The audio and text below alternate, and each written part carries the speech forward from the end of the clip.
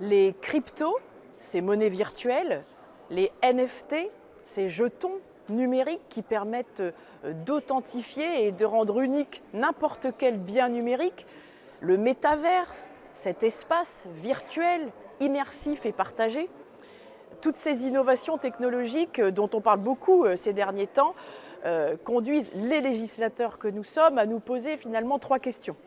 La première, faut-il interdire ces innovations ? On pourrait en effet adopter une position très conservatrice et toutes les interdire.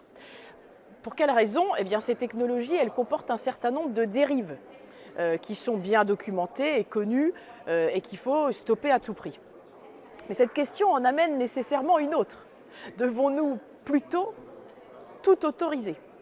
En effet, on peut considérer que les marchés des cryptos, des NFT, du métavers constituent de formidables opportunités qui peuvent finalement s'autoréguler et qu'en tant que législateur, nous n'avons pas à intervenir. Et enfin, il y a une dernière question qui peut se poser. Doit-on au contraire privilégier une régulation raisonnée ? Et je pense qu'en fait, on peut considérer que ces innovations technologiques, elles sont pleines de promesses. Elles peuvent participer pleinement à la souveraineté numérique, économique de l'Europe, mais bien sûr qu'elles soulèvent de nombreuses questions.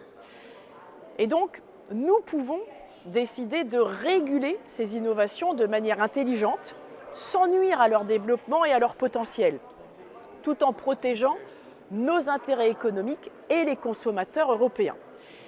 Et c'est finalement la voie que je défends parce que l'Europe, l'Union européenne ne peut pas passer à côté de ces nouvelles technologies et on ne peut pas se faire doubler par d'autres puissances internationales. Mais l'Europe doit aussi prévenir les dérives pour tirer le meilleur de ces innovations pour toutes et tous.